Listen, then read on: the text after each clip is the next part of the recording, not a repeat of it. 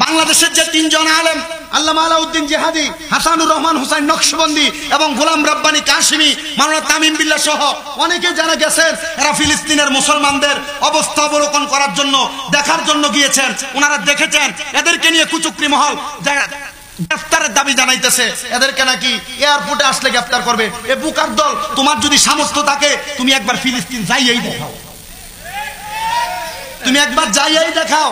আরে বাংলাদেশের মানুষের ভিসাতে সমস্যা হবে বিদায় পাসপোর্টে ইসরায়েল বাহিনী ভিসা দেয় না, এমন একটা অনলাইন পেপারে ভিসা দেয়, পাসপোর্টের মধ্যে কোনো ভিসা চিহ্ন দেয় না। আর কি করবে আপনার জন্য? কথা বলেন, আর কি করবে আপনার জন্য? আপনি তো দেখতে যাইতে পারতেছেন, আর যারা দেখতে গেছে আপনি তো এদের মতো দেখতে যাইতেও পারেন নাই, এত সমালোচনা করতেছেন। মনে রাখবেন, আল গীবাতু আসাদ্দু মিনাজ জিনা, গীবত হচ্ছে জিনার চাইতে মারাত্মক গুনাহ। আপনি মানুষকে মিথ্যা বলে বলে ওয়াজের ফ্যান্ডেলে গীবত করতেছেন, আপনি জিনা করার গুনাহ আপনার আমলনামায় লেখাইতেছেন। মনে রাখবেন, আল গীবাতু আসাদ্দু মিনাল কতল, গীবত হচ্ছে কতল করে একটা মানুষকে জবাই করে দিলে যে গুনাহ, একজনের নামে ছোট্ট একটা গীবত করলে সেই গুনাহ। আপনি গীবত করে আপনার আমলনামায় মানুষ হত্যা করার সওয়াব নিতেছেন, গুনাহ নিতেছেন। বাংলাদেশ সরকারের পক্ষ থেকে যদি বাংলাদেশ থেকে মুজাহিদ পাঠানো হয় যুদ্ধ করার জন্য, ফিলিস্তিনিদের জন্য, এই বাংলাদেশের প্রত্যেক মুসলমান ফিলিস্তিনকে রক্ষা করার জন্য, মুসলমানকে বাঁচানোর জন্য, মুসলমানের অস্তিত্ব রক্ষা করার জন্য যুদ্ধে যাইতে রাজি আছি। কারা কারা হাত তুলে আল্লাহকে দেখাইয়া দাও। আমাদের বাংলাদেশের তিনজন আলেম, তিনারা গেছেন ফিলিস্তিনের মুসলমানদেরকে সহযোগিতা করার জন্য, আলহামদুলিল্লাহ পড়েন।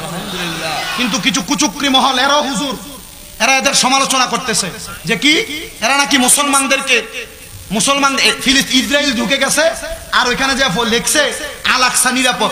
আসলে আল আকসা নিরাপদ, যারা বলতেছে নিরাপদ না এরা ব্যাখ্যা বলে। কিভাবে? আল আকসা মসজিদে মুসলমানদেরকে 5 ওয়াক্ত নামাজ পড়ার সুযোগ দেওয়া হয়, আলহামদুলিল্লাহ পড়েন। এবং প্রত্যেক দিন 1 ঘন্টা করে সময় মুসলমানদের জন্য উন্মুক্ত করে দেওয়া হয়, টুরিস্টদের জন্য উন্মুক্ত করে দেওয়া হয়। বাংলাদেশের তিনজন আলেম এরা গেছেন সেখানে, যায়া বাংলাদেশ থেকে অনেক মানুষ থেকে টাকা নিছেন এবং তারও কিছু টাকা নিছেন, এদেরকে সহযোগিতা করছে। অনেকে ফতোয়া দিচ্ছে আর এদেরকে বলতেছে এরা নাকি ইসরায়েলের দালাল, এরা নাকি ওইখানে গেছে ইসরায়েলের পক্ষে কথা বলার জন্য। আর বাবা, এ ব্যাকল জানে না ইসরায়েল আর ফিলিস্তিন সম্পর্কে। বর্তমান যে ফিলিস্তিনের আল আকসা মসজিদ সহ গাজা রাফা এরিয়া যেখানে হামলা হচ্ছে, ওই এলাকার ভিতরে ঢুকতে হইলে ইসরায়েলের ভিসা নিয়ে ঢুকতে হবে। কথা কি বুঝতে পারছেন আপনারা? ইসরায়েলের ভিসা ছাড়া আপনি আল আকসা মসজিদে যাইতে পারবেন না। বলে হুজুর কি লাগা, কি কারণ? হ্যাঁ এটাই কারণ, কারণ এরা মসজিদে আকসার চতুর্দিক এবং কি মসজিদে আকসার আশেপাশের যে এরিয়া, এই এরিয়াকে কন্ট্রোল করতেছে ইসরায়েলের বহু পুলিশ। কথা কি বুঝতে পারতেছেন আপনারা? বলে হুজুর তাহলে নিরাপদ বললো, আমরা তো টিভি সিরিয়ালে ফেসবুকে দেখি মুসলমানদেরকে মাইরা সমান করতেছে, তাহলে এটা কোনটা? এটা হচ্ছে বাংলাদেশ। আপনারা কোন দেশের মানুষ? আপনাদের জেলার নাম কি? আমার জেলার নাম কি? কুমিল্লা। আমার জেলার নাম কি? আচ্ছা, পুরা কুমিল্লা জেলারে বুম ব্লাস্টিং করে ফুটিয়ে ফেলছে, আপনার ক্ষতি হয়েছে? গাজা এলাকারে বুম ব্লাস্টিং করে ফুটিয়ে ফেলছে, তো মসজিদ আকসার ক্ষতি হয়েছে নাকি? রাফা এলাকাকে বুম ব্লাস্টিং করে ক্ষতি করে ফেলছে, এজন্য কি মসজিদ আকসার ক্ষতি হয়েছে? বিষয়টা এমন। তবে আমরা কখনো মুসলমান হয়ে ইসরায়েল ইহুদির পক্ষে কথা বলবো না, ইহুদিদের কোনো কাজে সহযোগিতা করব না। কথা বলে না কেন? সহযোগিতা করবেন? মনে রাখবেন, বাংলাদেশ সরকারের পক্ষ থেকে যদি বাংলাদেশ থেকে মুজাহিদ পাঠানো হয় যুদ্ধ করার জন্য, ফিলিস্তিনিদের জন্য, এই বাংলাদেশের প্রত্যেক মুসলমান ফিলিস্তিনকে রক্ষা করার জন্য, মুসলমানকে বাঁচানোর জন্য, মুসলমানের অস্তিত্ব রক্ষা করার জন্য যুদ্ধে যাইতে রাজি আছি। কারা কারা হাত তুলে আল্লাহকে দেখাইয়া দাও।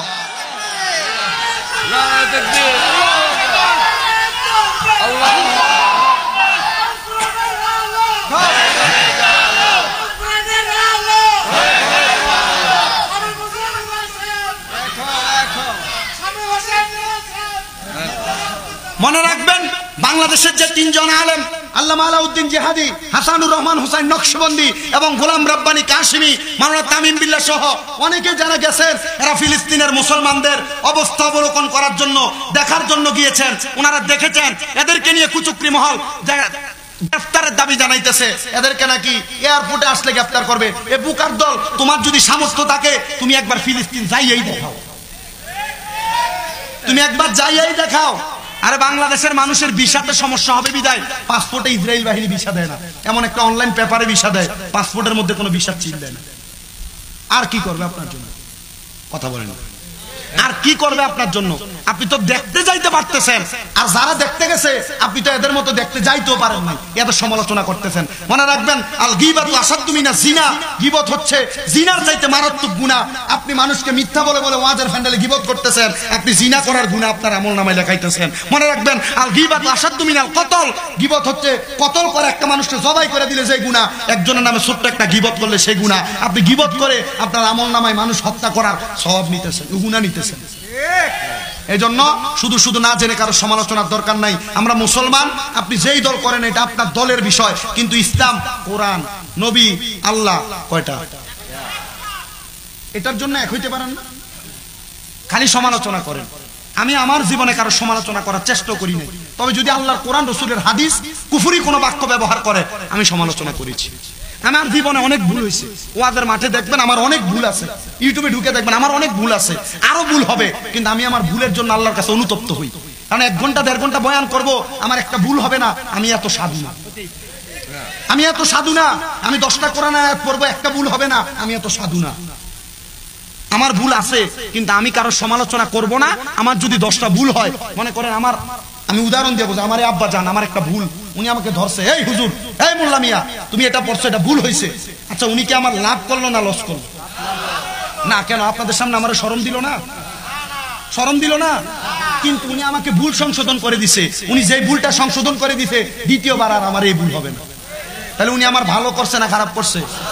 এজন্য আমাদের উচিত, আমরা কোনো মুসলমানের দ্বন্দ্বে লিপ্ত হব না, আমরা একসাথে সমঝোতা করে চলবো, যেন মুসলমান মারামারি না হয়, দাঙ্গা হাঙ্গামা না হয়। আমরা মুসলিম জাতি শান্তি প্রতিষ্ঠার জন্য একগ্র থাকবো, বাংলাদেশের সব দিক থেকে সাম্প্রদায়িক সম্প্রদায়তা রক্ষা করে চলবো। কারণ এটা রক্ষা করে চলতে পারলেই দেখবেন আপনি দুনিয়াতে ইসলামের দাওয়াত ঠিকভাবে দিতে পারতেছেন না। মারামারি করবেন অন্য ধর্মের মানুষের সাথে, পিড়াপিড়ি করবেন অন্য ধর্মের মানুষের সাথে, যাইবেন এদের মূর্তি ভাঙার জন্য না।